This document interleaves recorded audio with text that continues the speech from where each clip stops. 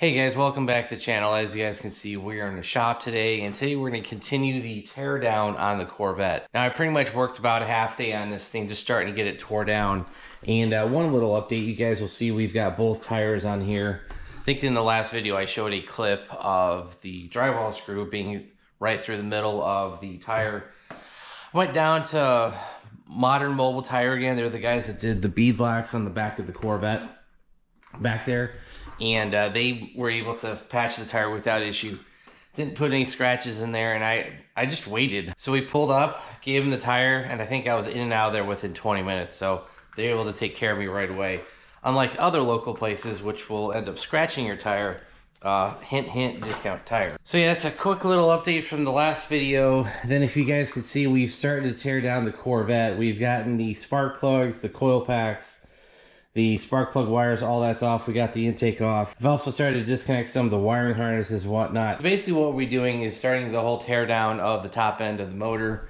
So I want to get the blower off, I want to get the heads off. Especially want to get the driver's side head off, because that's one that we need to replace that head gasket. And so we're actually going to go ahead and take the passenger side head off as well. And I'm going to upgrade this side to that same fire ring style. I think it's SCE Vulcan Ring Fire, whatever it's called. So we'll be installing that head gasket on this side as well. It's still weird that we've managed to blow the head gasket up twice, but it's been on two different cylinders on one side of the motor. Passenger side of the motor has been fine. It's just this driver's side we've had. Cylinder number 1 was bad and cylinder number 7 was bad. So it's been the outside cylinders, but the two internal have been fine. So that's just kind of a weird thing. So.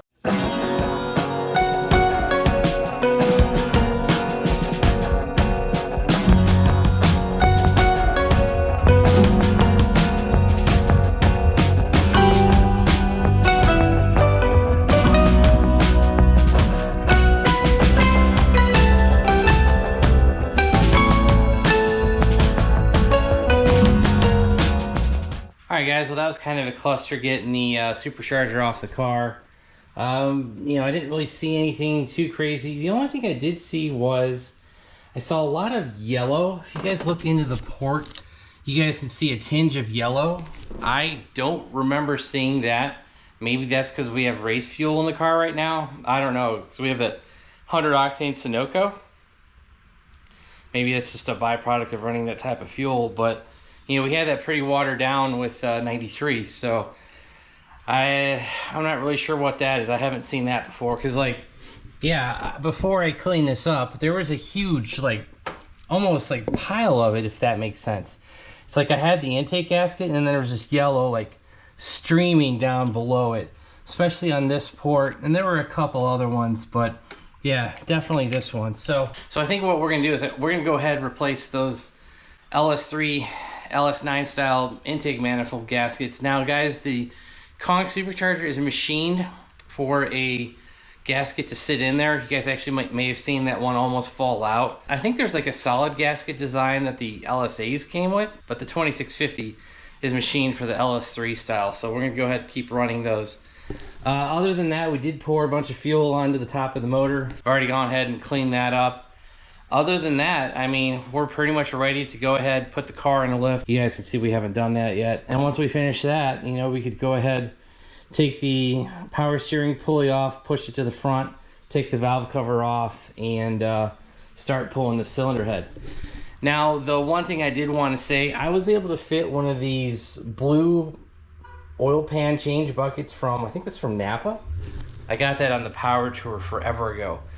And if you guys could see over here, I was able to fit that perfectly under the car, and I was able to drain out a ton of the coolant out of the reservoir. So when I pulled the lid, you know, we emptied a bunch of the coolant into that bucket without having to lift it up, and you guys can see the lid is over there. The more times you pull this car apart, the better you get at taking this thing apart. So yeah, I've only been out here for a couple hours. I already got the lid obviously drained out. We got the blower taken off, the lid removed, and that's pretty much about it. Alright guys, we've spent pretty much all day out here, and we are actually about to remove the cylinder head from the driver's side.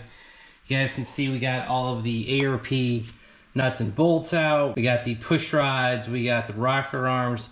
Everything's been removed, and I've thoroughly checked everything. I haven't seen any damage on anything. everything looks to be in really good shape. So yeah, I've tried to stay real organized. You know, I got all my parts here.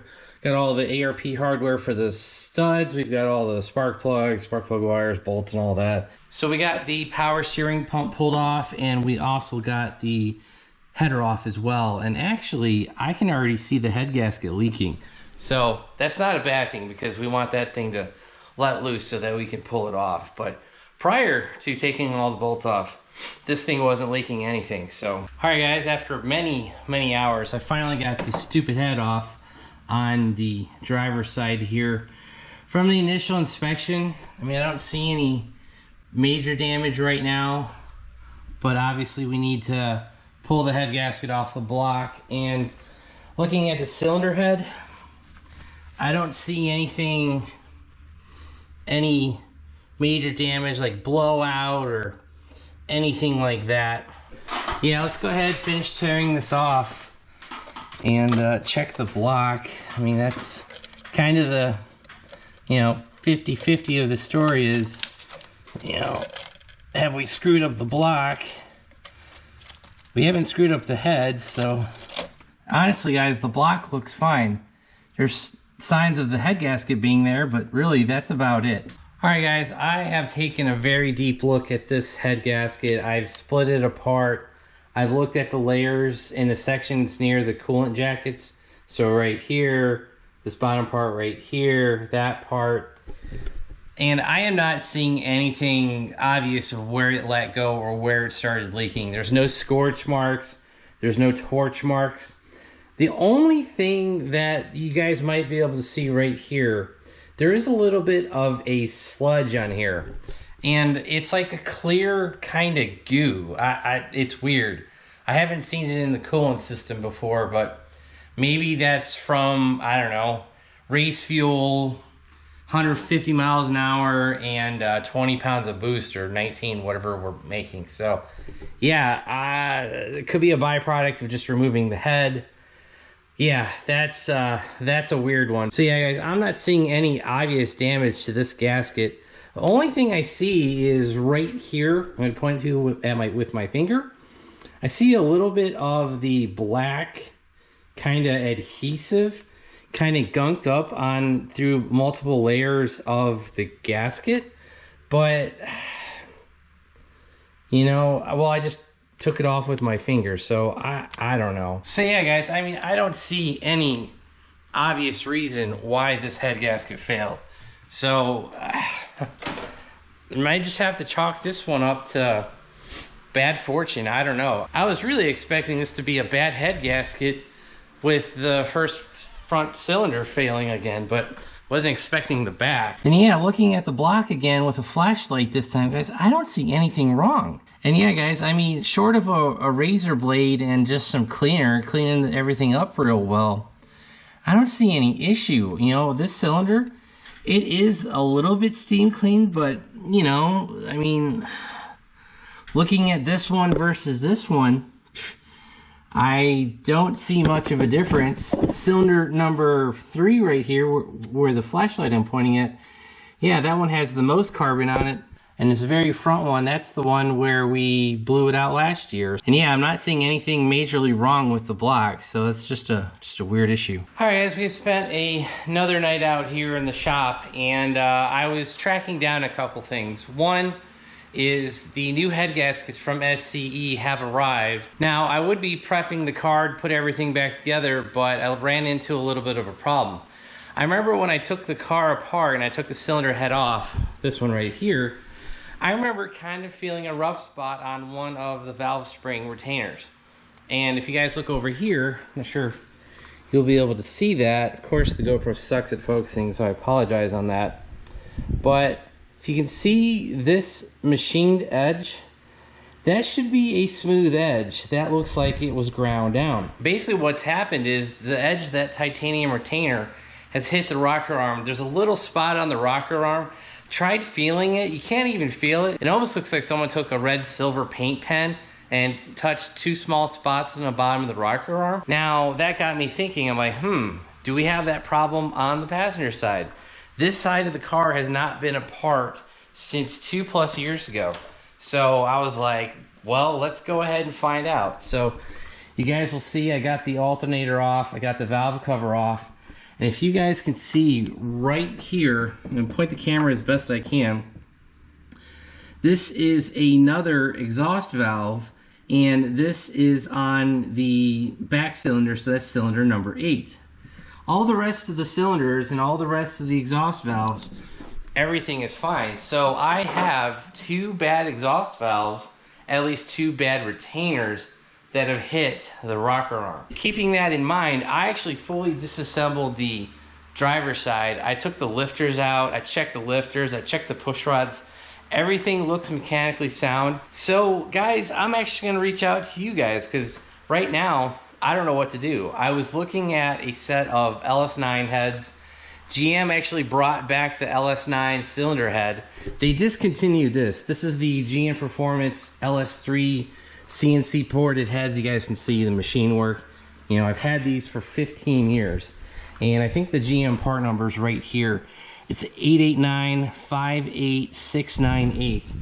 If you guys type that in, you won't be able to see that. But GM does sell the LS9 head with the LS3 valves in it. So I was kind of thinking about picking up a set of those. They're about $900 to $1,100 each. Just picking up a set of those, throwing in a stock set of LS9 gaskets, and sending it. But before we put all this stuff back together, I need to figure out what's going on with the retainers. So we might end up going to Facebook, posting a couple pictures, and just seeing what people's thoughts are. The only other thing, if it's not the valve guide, the only other thing I could think of is maybe too long of a push rod, which is weird, but you know, I guess weirder things have happened. You know, we've had kind of a checkered history with push rods, to be honest, and we're getting ready to get the LT4 engine back. I really don't want to screw up that motor because that's going to be in my truck. I'm going to have to do push rods on that motor, so I need to figure this process out. Yeah, this is just a weird mid-project scare. So I don't know, like, am I going to have to drop a couple grand on cylinder heads? Do I retire these? I don't know. And that kind of makes me ask the question, do LS3s suffer from valve guide issues? Because I have had these cylinder heads since 2009, I think I bought them. I installed them in 2010, so they've been in the car for 15 years, and they've pretty much had a supercharger on them for at least 10 of those 15 years. And we were beating the crap out of it with the E-Force, and now we're pushing it even harder with the 2650. And now that we're doing half mile and roll racing and all that stuff, you know, we're pushing it even a little bit harder. All right, guys, it's been about a week. Last time we left off, we were talking about the cylinder head. And I did post a couple pictures of the torn up retainers and just kind of general description of everything that's gone on with the whole car. Blown out head gaskets on the driver's side, and then on this passenger side we also got, you know, a tore up retainer. And basically the general consensus is I would need to do one of two things. One is go ahead, take the heads off, get them machined yet again, probably have them deck it again, and potentially have to deal with a bunch of spacers, risers, little spacers underneath the springs, lift everything up, do a bunch of custom work to try to get these cylinder heads to work with our setup. You know, and I just started thinking to myself, I'm like, okay, it's a lot of custom work. You're probably gonna have to do new push rods yet again, so that's, you know, an expense there. Then you're dealing around with spacers for not only the springs, trying to raise those up, you're trying to space the rocker arms up, you know, and we've got those shaft mounted rockers from Comp Cams, spacing those all up. And I'm just thinking about it, I'm like, okay, none of that sounds easy. And I kind of made an executive decision, and I just went ahead and ordered new heads. Yes, that sounds kind of drastic, but guys, kind of like I was saying earlier, I've had these cylinder heads for 15 years. They literally owe me nothing, and I spent $900 on these cylinder heads total like 15 years ago. So, you know, I've spent a whopping $450 per head. Not a bad deal. I already got 15 years out of use out of them, so I already went ahead and placed an order with Skog & Dickey. And that was about a week ago. So I actually flew out to Vegas for work this week, and I just got home yesterday, and these actually came the next day. So haven't really missed much time that I'd be available to even work on the car, so I kind of ordered them, went on the business trip, came home, and they were waiting, basically were waiting for me. So here is the part number. This is going to be part number 194-33498. It is the LS9 CNC ported assembled heads. And yeah, so this box looks like hell. And it's actually quite reminiscent of these heads that I pulled off the car. They were also shipped very poorly. Now guys, to give you a comparison, I'm going to show you the LT4 box that I sent off to K-Tech. Look, they arrived perfectly at the house, no issues, everything. The box is perfectly square, nothing's been smashed in. And yeah, so Skag and Dicky, if you're watching this, you guys suck at packaging, because I would bet that I find some damage to both of these cylinder heads. Guys, I might be sending these back because you're not going to believe the BS that I'm about to show you. Look, all that they did was wrap this in some bubble wrap and shipped it. The K-Tech heads were in bubble wrap, were in a box. Then they put both cylinder heads in one box, and guess what? They arrived in my house perfect. So maybe we don't have a set of cylinder heads to put on the car, but let me go ahead, get this stupid thing unboxed. But before we do that, I'm going to take pictures of all this for documentation, and that way when I file a claim against Skag and Dicky, I'll have more proof. As I suspected, both cylinder heads are damaged. So this corner right here is all screwed up. This one is not protruding down. Actually, it is. It's protruding down. So if you had the head gasket right behind it, this would not seal against it. This corner right here is completely pointed and dented down. That will not seal either. There's a mark here where it was dropped. There's a mark over here where it was dropped. Actually, that's not even smooth, so it won't seal there. This one, this particular head has a bunch of dings into the flat cylinder head. This is a protrusion. That is not a dent in. That is a dent outward, so it will not seal there. There's a mark here, so that is actually flat. So that's bashed upward, so that wouldn't seal there. For these cylinder heads costing $1,100 each, I'm not happy. I'm not happy in the least bit. So at least two of the corners are damaged, and they will not seal against the block. Again, here's a part number. I'm gonna have to look this up, but 193-28744, that is not the number that was on the box. 3498. Yeah, those last four don't match. But then you see here, PRC 7892. PRC's Texas Speed. And these did come from Lubbock, Texas. So maybe Skag and Dicky has some deal with Texas Speed to port these. Totally possible. I'm just not sure. And kind of like my K-Tech porting, the ports are ported obviously, but there's certain sections where, you know, it's not machined. So kind of in that corner, kind of up here in the top of the port. Let's check out the intake. Yeah, same thing. Top of the intake is not ported at all. The bottom is. Semi-ported LS9 heads with damage. And these actually say, I thought I saw a sticker that said GM Motorsport. Yeah, GM Motorsport Propulsion and Performance. So these do come from Chevrolet Performance. Maybe Chevrolet Performance had a bunch of old LS9 stock heads laying around, and they're like, hey, we need some ported heads, so they sent them off to Texas Speed.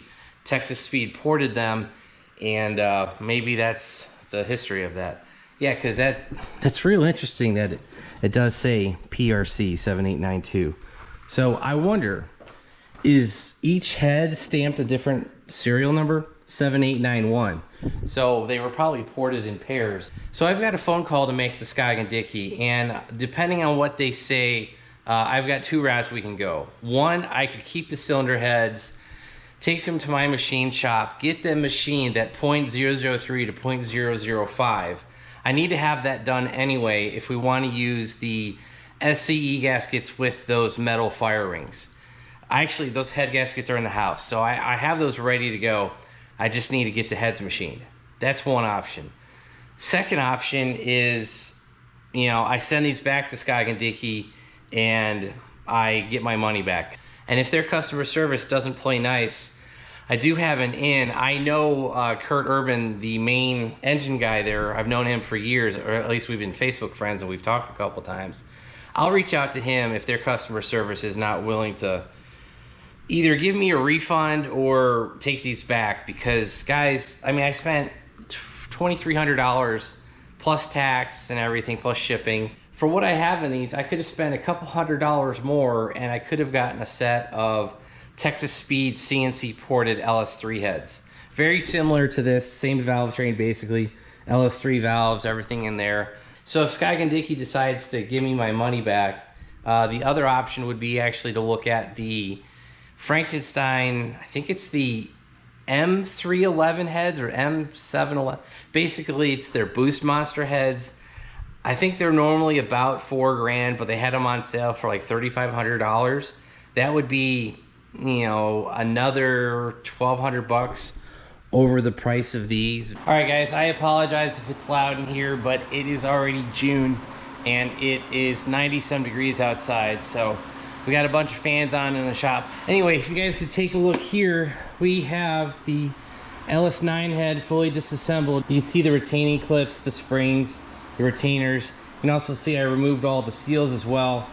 And basically what we're gonna be doing is we're gonna take the LS9 cylinder heads over to K&M Machine. The guy's doing my LT4. Called him today. He's available, and the LT4 is basically done. So this is kind of a 2-for-1 video where we'll be dropping off a set of heads and picking up the LT4. So the LT4 stuff will be in a separate video, obviously. So I talked to him, I said, hey, could you take a little bit more off the deck? And he was asking why. And I said, well, because I've got these SCE fire ring, Vulcan cut ring gaskets I want to put in. And he's like, yeah, that shouldn't be a problem at all. So he was targeting just a couple thousands, but since we need to take 0.0003 to 0.0005 off for the head gasket, he's like, yeah, that shouldn't be a problem at all. So I've already got one cylinder head fully torn apart, boxed up, ready to go. I just finished this one up, and to take this apart, all I really did was use our LS valve spring removal tool. We used that thing a half a dozen times. I'm glad I bought that. That works just fine. Got the springs out. I took all the valves out. You guys can see the boxes with all the valves in them. Those have been marked, and I did number it per cylinder head. So when we get these back, they will go back in the exact hole they came out of. And these cylinder heads are serial numbered, so it's 7892. The other one is 7891. I have split them. Intake, exhaust, I've numbered everything. Been real organized. And I did want to kind of go back to the customer service aspect of this. So I called to Skagandicki on Monday. Then they said, hey, please send pictures of everything that you can. So I sent them literally like 20 pictures. And basically I told them, I'm like, hey, these were packaged very poorly. And if I go to try to lay this down, especially in those two corners, they're pushed downward. And they basically gave me two options. They said, hey, you can go get them machined locally. We'll refund you the cost of the machine shop work, or send me 2 labels and ship these back. So as you can see, we've already decided to go ahead and go the machine shop route, and we'll get these taken care of. But yeah, I am glad that they did decide to do the right thing. You know, it gave me a couple options, and they didn't tell me to go pound sand. So, you know, due to their screw up, we get to save a couple bucks on the machine shop, and we get to use those new head gaskets. All right, guys, we just dropped off the cylinder heads to the machine shop. I do not have the LT4 with me. Unfortunately, we ran into an issue with the piston rings. Basically, there is a support ring on the bottom of the piston that supports the oil ring and all the other stuff on top of it. Manufacturer, I believe it was DSS, had an issue. The machine shop ordered the replacement rings twice. They were both sent wrong, so we had to go out to Total Seal. They make piston rings, it's all that they do. So he got a set ordered from them. It should take a week, and we might be able to pick the LT4 up next week. So Ken has the cylinder heads as well as my LT4, which is kind of a lot, but we'll get that stuff back eventually. So yeah, that is kind of the update on the cylinder heads. We're waiting for them to come back from the machine shop. And you guys can see the block. I have gone ahead and cleaned it once. Just used a razor blade and got everything cleaned up off the surface. Then you guys will see this bolt right here. This is a 1/2-inch bolt by 13 thread. Sent an email over to Tick Performance on Friday, today's Sunday, and I was like, hey guys, what is the thread pitch on the half-inch studs that you guys sell? And it's 1/2 inch by 13 thread. So I went ahead and grabbed my angle grinder, put some slits in this bolt, and then I used the little circular thing that they sell with a tap and die kit. I don't know what it's called. I think it's just a bolt thread cleaner, chaser, whatever. And I just put this through there, ran it through there several times, and the threads on here are good. And on the top, I did file it a little bit just so that it's smooth. We've already gone ahead and cleared out some of the bolt holes, but the process for this is pretty simple. Get yourself a bolt with the thread pitch that you need, cut some slits into it, use a bolt cleaner, chase thread, whatever you want to call it, make sure your bolt is good to go. And then you're basically going to spray brake cleaner down the bolt hole, put your bolt in it, thread it down, thread it in and out a couple times. Then when you're done, use your compressed air. We've got an 80-gallon air compressor here. Use your compressed air and then blow the cylinder hole out. So we've done a couple of the bolt holes. Need to do the rest of them, obviously. So once we get the cylinder heads back and everything assembled, we should be ready to use our SCE gaskets, and you guys can see we've got the fire ring on there. So it is yet another summer day, and you will hear the fan. I apologize for that. It's 94 degrees out, and it feels like 104 out. So yeah, we got to stay cool and stay hydrated. But we've had a lot of updates since the last time we had the camera on. And the first thing is going to be, we did get the LS9 heads back from the machine shop. I dropped them off on a Thursday. I picked them up on Tuesday. You guys can see we already got the valves in them. And then you also will see on this side, we got our valve springs and everything installed. And yes, we do have some test springs installed. And so to save some time, I just put those test springs in that last cylinder, and we'll use that to measure for the new push rods. You guys will also see that we got one of the sides of the motor back together, and we ended up using the SCE gasket with the Vulcan fire ring. I think for us, because of the fact that we have head studs, I was actually able to put in this head gasket and push the fire rings in. All I did was push them in by hand, and they stayed in place. I ran into a couple issues trying to get the cylinder head back on, but that's a whole nother story. But yeah, so for today, what we're going to do is obviously move all the wiring and whatnot, but you're going to want to put the head studs in, if you have them, probably like like bottom top, bottom top, bottom top. That way you have enough pressure on that head gasket that it's pretty even on all sides, and those fire rings shouldn't go anywhere. One more update for you guys is the fact I actually had to order new head studs. You guys will see that I've got the taller studs here. Well, if I remember correctly, the studs from TIC Performance are all one size, and they're actually too short for an LS9 head. For the LS3 head, they were perfectly fine, but with the LS9 head, they end up being about a 1/2 inch too short. But if you guys can see the stud versus the nut relation, that nut is only, I don't know, 5 or 6 threads onto the head stud. So I think where the difference between the LS3 and the LS9 head is, it's the fact that the boss, where the bolt goes through, is thicker than it is on the LS3. So if you guys are trying to use LS3 head studs on an LS9 head, it's not going to work. You're going to need a longer stud. If you guys can see this first cylinder, you guys can see the stud sticking through the cylinder head. Same thing down here. Actually, that's a better example. You guys can see we probably have, I don't know, just about a 1/2 inch sticking above the nut. Well, when I did this install previously, I actually ran into issues with the outer studs being too short. I think if I remember correctly, certain year LS2 blocks, the stud is longer on the outside bolts, specifically the bottom. So I think, where that stud is on the bottom, I think those holes are deeper in the block, and the studs that TIC Performance provided end up being too short. And so 2 years ago, when we first put this together, we had already go down this road and buy some new head stud. So I will include a part number down below with the part number from ARP. I just ordered them last night. I ordered 14 to have a couple extra. And this way, basically, if we have any issues and we ever need to replace a head stud, we don't have 2 part numbers. We just have 1 part number, and we'll be good to go. So yeah, so I will go ahead and install the heads today with the too short of a head stud. So basically these ones, we'll get those installed, and we're just not going to torque the head down. I'll just get it hand tight. That way those gaskets don't move anywhere. Now, I kind of thought I might run into a stud issue because I have seen a very specific LS9 1/2-inch head stud kit, but I don't know if the Kong Performance or K-Tech, I don't remember who sells it.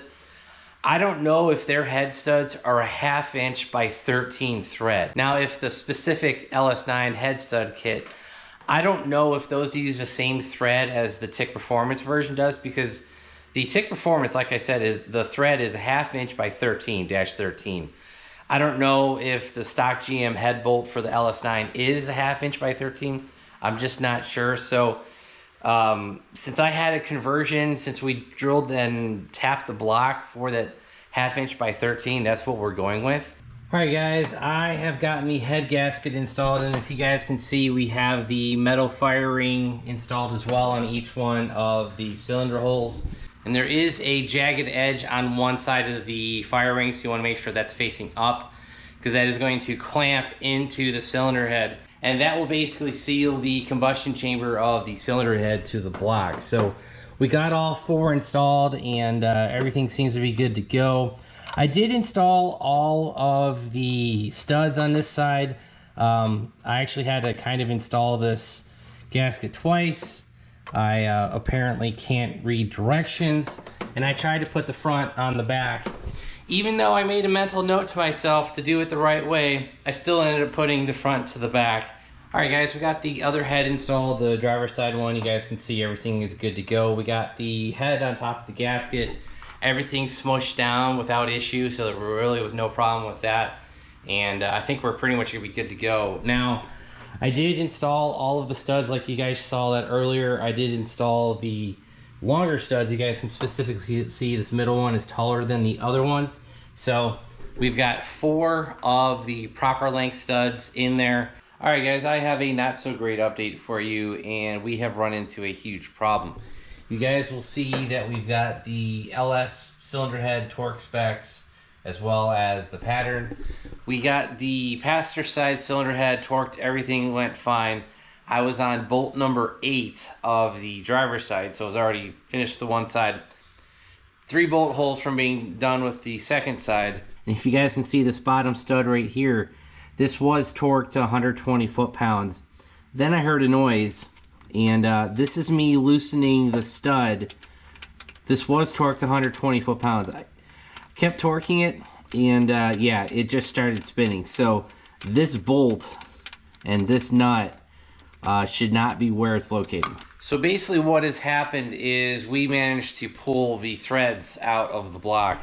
If you guys can see this pile right here, there's only 6 or 7 here, but there was a little bit more. And when I pulled that stud out, all of those threads came with it. So yeah, we got a major screw up here, and unfortunately it's gonna cost me almost $800 to repair it. That's if it's even repairable. And so what I have on the way, actually should be here tomorrow, I have a new head gasket. That was $180 for the head gasket, for a new SCE gasket. And the rest of that $600 is from a company called Time-Sert. And basically what you do is you take your hole that has the broken thread, you drill it out. This is actually almost what we did with the 1/2-inch stud kit that we did initially 2 years ago. We're kind of doing the same thing over, but we're going oversized, bigger than a 1/2-inch stud. And we're gonna put in a thread cert, Time-Sert, whatever you wanna call it, in the bottom of the hole. And that should, in theory, be stronger than a 1/2-inch head stud just sitting in aluminum. Now, guys, 2 things. One is, like I said, we have a 1/2-inch head stud kit. So the standard LS fix kit, it won't help in this case because the bolts are the wrong size, and those kits, like I said, are $600 some. So I ended up finding a 1/2-inch by 13 thread kit for a Subaru. So I know that sounds a little weird, but apparently Subarus do a 1/2-inch head stud kit, and they use these thread certs instead of just you know, drilling the hole out and depending on the block. So in theory, this Subaru part should be stronger than an LS part. I don't know. That's what we're gonna try. And yeah, so that will be here tomorrow. That was from a company, I think it's called Time-Sert is the brand. So the Subaru kit's gonna come with the proper drill bit, the threading tool, and everything's gonna be the proper length to get down into the block. If you try to use a standard kit on an engine block, I think for a bolt on the top or maybe something on a front accessory drive, the standard kits would work, but the cylinder head kits are like $650 plus. So that should be here tomorrow. So I have a feeling what we're doing is kind of like we were saying. I'm going to use the kit for the drill bits, the Time-Serts, all that stuff, but we're going to have to make our own template so that we can fix this bottom stud. All right, guys, so we've got the cylinder head off of the car, and you guys can see over here, the hole that we're basically going to be drilling out is going to be this one in the very far back. Thankfully, the brake booster is above it and kind of in front of it, so we will have direct access with a 90-degree drill.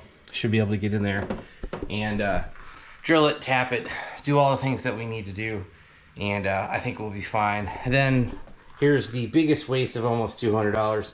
Here's the head gasket. Here's the cylinder head. Got a little bit of cleanup to do on that cylinder head. And I did order a new gasket through Summit Racing. Did say it'd be here tomorrow, but I kind of doubt that because usually from Georgia to North Carolina, because it came from the Atlanta, well, McDonough, Georgia, which is outside of Atlanta. Usually it's 2 or 3 days, not next day, because I ordered that last night. So, yeah, so got to drill the block a little bit, get this all reassembled, throw this $200 gasket out. Kind of like I'm saying, what a waste, but yeah, it's just one of those things. So, all right, guys, the Time-Sert tool set has come in. Unfortunately, the gasket got delayed until Monday, and tomorrow I actually have to go out of town for 3 days for a work trip. So, you know, is what it is, but we'll just try to get everything ordered that we need to, so therefore when I get back, we'll be able to take advantage and continue working on the Corvette. So here you guys can see, this is Time-Sert. It's a 1/2" -13 head bolt stud conversion for a Subaru.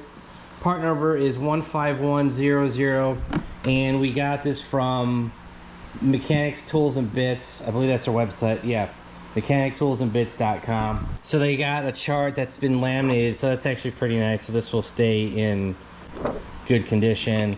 And then right here, you've got the kit. Now, oh, this is actually aluminum. I wasn't expecting how this was going to go. Now, I fully suspect that this is a Subaru only part and it will not work with our LS block. But this actually is billet aluminum, so I wasn't expecting this to be that nice. I thought this might be plastic, but no, it's actually not. So cool. Okay, so that's the block. You've got your thread certs. This is what's going to go inside the motor. You got your oil, you got your head bolts, your alignment bolts for the thinner stuff, and this I think is going to be the drill fixture that we put into the larger, yeah. So you can put that in there, and then the drill bit should fit inside of that. So here's your tap, here's your thread cert installer, and then here is the drill bit. All right, well, that's the overall kit. Is you bolt the head fixture down, you drill it out, use this oil on the Time-Sert install tool, you basically lubricate the end of this tip, you put that in, and then when you go to install the Time-Sert, you actually put this red thread locker on there, and that is basically what holds the Time-Sert into the bottom of the block. Alright guys, we have the Subaru fixture on the LS head, and I am not sure how this is lining up. I did put 2 bolts on the outer edge, kind of like the directions said. Then I put the locating pin in the hole that needs to be drilled, so this one at the bottom of the screen, or the right side of the screen. And yeah, I don't know if that's 100% centered. I will need to take some pictures and review. Alright guys, as we showed you earlier that the Subaru top wasn't going to fit the LS block, so I actually placed an order through Amazon for some plate steel, and that way we could cut something out. But I started thinking about it, and I'm just like, you know, that's going to be kind of difficult to machine to get it 100% accurate. So I found the dimensions that I needed online, found basically a torque plate for an LS motor. I punched those numbers in over on Send Cut Send, and then they were able to get this bracket to me to the house for just about, I think it was 30 bucks. The plate steel from Amazon was going to be like 25, and yeah, so for just a couple dollars more, I was able to get double the thickness. So this is actually 1/4 inch aluminum plate, and the sand cut send was going to be steel, so material difference, this is a lot lighter. And I was able just to type in the dimensions online, and they laser cut this for me and got it to here. And I think I bought that on Saturday. It got here on Wednesday. So that came from Kentucky. It got here in like 4 days. So, you know, using a little bit of online magic, using the template maker that Send Cut Send has on their website, we were able to go ahead and get a plate made for under $30. Now, the one thing I did not do, I did not pay for the surfacing, if that's what you want to call it. So when they laser cut this, the one side is, you know, smooth, there's no issues on it, but the other side, it is quite jagged. And if you're not careful, you actually could cut yourself pretty bad. So we're gonna go ahead and use our, I don't even not sure what the scraper. Basically, I've used this for every time we drill aluminum or whatever. Use this to knock the edge down on the edge of any aluminum or steel plates that we used. And yeah, we'll basically do the same thing with this. We'll just take this, run it through here, and we'll use that to knock the edge down. I want to say it was like a couple dollars. It wasn't that expensive, but it did say it was going to slow the process down, and I wanted to get this plate out here as soon as we could, you know, as fast as we could. So figure we'll just deal with the rough edges. And yeah, so we've got this scraper tool, the sharp edge, cut all this down, make it a little safer. All right guys, a couple minutes with that deburring tool and a file, we're able to get this smooth on the one side that we really needed it. The other side is just fine. I did try to put a 1/2" bolt through here, a 1/2" stud, and it was a little tight. So I think we're gonna have to alleviate these holes just a tiny bit, just to make sure that we have enough room when we try to put hardware through here. When we tighten it down, everything is straight and it drills properly. All right guys, I did put the plate in the vise and I did drill the holes out. Now when I say I drilled them out, I think when the laser cut through the material, it just was maybe a little bit undersized. I put a 1/2" drill bit on my Milwaukee drill right here, and it literally just punched right through it. So, all right guys, so our measurements from the internet were actually pretty accurate. We just needed to drill out these holes, and yeah, so all 4 corners line up without issue. So now that we know that this template is going to work, that this drill fixture is going to work, we need to enlarge the one hole so that we go ahead and make sure that the drill fixture is good to go and it will be straight. And that way when we have this thing tightened down, it will be drilling in the proper space. All right, so I have measured the outer diameter of this drill fixture that we need to put into our plate, and it is measuring in at 0.7495. So basically 0.75 or 3/4 of an inch. So yeah, I'm not going to worry about that 4th decimal place, and we will just go find a 3/4 inch drill bit. All right guys, here's our plate from Send Cut Send. You know, with what we drilled out, I think everything's going to line up just fine. We've got 2 of the bolts that came with the Subaru kit, threaded in a head stud from our 1/2" head stud kit, just to make sure everything lines up, and I think we're good to go. All right guys, we got that 3/4 inch hole drilled, and we're ready to go ahead and start measuring the block. Now, I have gone in and thoroughly read the instructions that Time-Sert provides. And basically what you're gonna be doing, first thing is you're gonna measure the depth between the top of the block and the top of the first thread. You're gonna take that mark, that measurement, add 1.5 inches to it, measure from the end of the countersink bore, add that measurement using the tool that you found, plus the 1.5 inches, and from the top of the countersink bore to the top of the drill bit fixture, you're going to mark your boring drill. Make sure you line all of your bits standing up, and then you transfer that same mark between the bore drill, the tap drill, as well as the driver. Now it does specifically say if you're within an 1/8 inch of the tap and the driver install tool of that line, you're fine.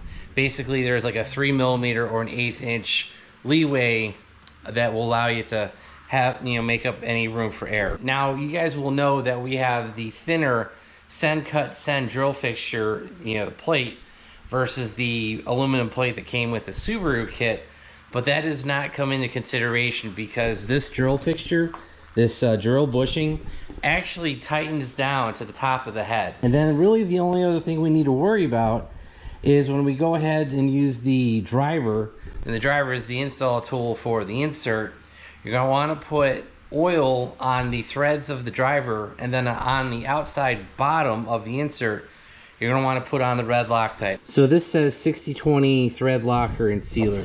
So I'm not sure if that translates to an actual Loctite part number. All right, guys, I just measured all of these studs, and our average was about 32 millimeters. Some were 31, some were a little over, like 32.5. So we're going to settle on 32 millimeter. We're going to add the 38 millimeter or that 1.5 inch that we were talking about earlier, and that's going to give us a total of 70 millimeters. So that is the depth that we're going to need to mark on all of our bits. All right, so you can see we marked out 70 millimeter on our measuring tool, and we've gone ahead and put that little green mark here. I will actually go ahead and grab the drill fixture. Actually, there might be a locking lug that we could put on there. We have all 3 bits marked, and you guys can also see we have a collar on the first one. I will actually transfer that over to the tap when we're ready for that, and then the last one is not the same size. All right, guys, you can see we have the drill fixture back on there. You can see some aluminum chips. Put our bushing in, then we can push our drill bit down, and we have been making very slow progress. And unfortunately, we cannot use a drill bit. So I've been doing this by hand and using a ratchet. I know those aren't the right tools, but I literally have no room between the brake booster, the firewall, and that bottom hole on the very back of the engine. So we've just been using, I think this is a 7/16. Yeah, 7/16 ratchet. I used a hand ratchet to start it, and we have probably made it about halfway down. Now, is this the most efficient way to do this?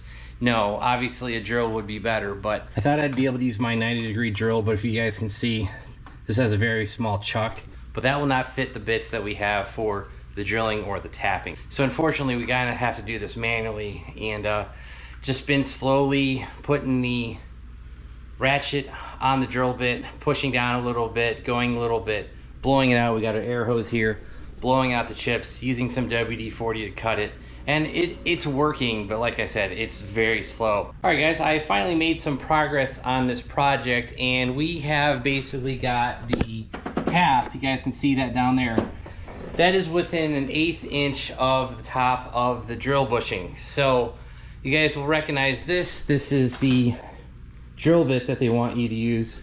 And guys, I don't know if this thing just dulled out or whatnot, but I'm actually on my 4th night out here. Yeah, 4 nights in a row of us trying to get this thing drilled. And I could not get it to the bushing spot that we have marked here. I was able to get it within 1/8 inch of this bushing, and I have that same mark on the tap as well as the driver tool as well. And I don't know, like I've tried multiple tools, WD-40, cutting grease, axle grease. I've used all kinds of pressure. And finally I just said, I was like, you know what? We have made no progress in the last 2 nights. Like 2 nights ago, I got it to where it was like this from the top of the drill bushing to the mark on this bit. And I was just like, you know what?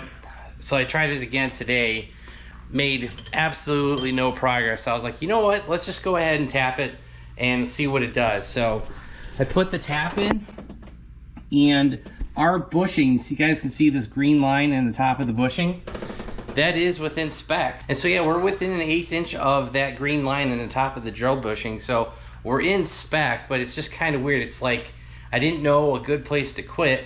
Finally, I just kind of gave up after 2 days of no progress pretty much, and moved it to the tap. And guys, I pretty much just used this 1/2 inch drive with the little socket on the end there, and I just put that in by hand, and it pretty much tapped it real easily. I didn't really run into any problem. I did put some grease on the tap itself. That way it would catch any of the metal shavings and chips, and it caught most of that. Then we cleaned out the hole with our air compressor and whatnot, and not much blew out. So, and our tap bit is over a 1/2 inch, so just put a little bit of grease on the channels that where the chips collect, and it pretty much stuck. So we were able to get this thing in there, and within no issues. So actually, now that I'm thinking about it, we will have to keep that in place, because that's our mark to where to stop putting the insert in. So yeah, I think we're good to go. Oh, and you guys will see a pair of vice grips on there. That was just because when we were drilling it, that thing kept spinning.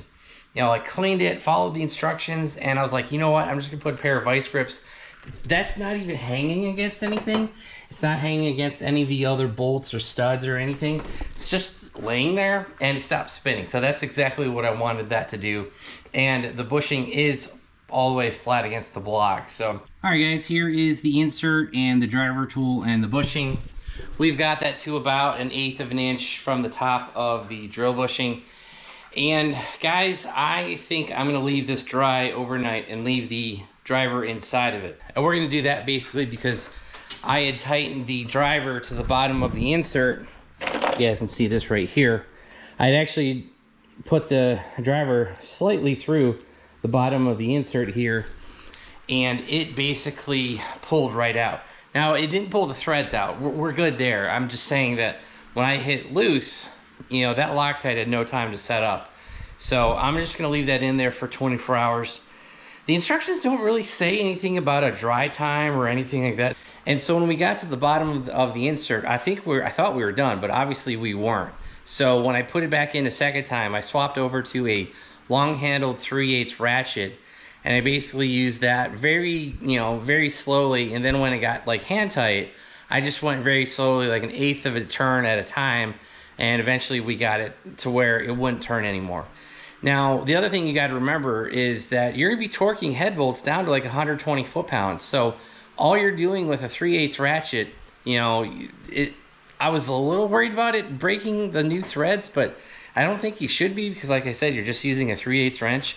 If you're using a 1/2 inch at 120 foot-pounds, yeah, I think that would be something to worry about. But well, guys, I think I found the title for today's video, and that is going to be From Bad to Worse. And you guys will see that the car is kind of back together. We have a head gasket. That is actually the old head gasket because the new one's like 200 bucks and I didn't want to ruin it. So put it in here to test it. The good news is that the Time-Sert worked. It seems to be holding. I was able to get the driver tool out. You know, you guys can see there is a stud in there now. We have taken that tool out. Like we said, we gave it 24 hours. That came out without issue. Well, I went to put the cylinder head on, and with just these 5 bolts in here, I could not get it to align. I could get it like started, and then like it was just ever so slightly off. And basically what I think happened is somewhere between our template, our hole, and I think that our stud that we put in, that Time-Sert, I think it's off ever so slightly. So what I did was I actually took this stud out and then tried to put the head on, and it slid right on, no issue. Those 4 or 5 bolts lined up, pushed it on there, and it clicked. You know, it made that foop sound. So it tightened right down without issue. I tried to stick a stud through the top, so through the top of the deck right here, I tried to stick a stud through there and tried to screw it in, and it would not go in. The bottom of that stud, the thread, would not find a thread on the Time-Sert. It's like it's off by ever so slightly. So, you know, I was like, all right, well, let's try to force it, just see what it will do. And guys, I had to put a whole crap ton of torque to try to get it to align and grab. And what it did was it actually kind of sunk down the entire head at an angle like this toward this stud, and it was way too tight. You know, these studs are literally in there hand tight.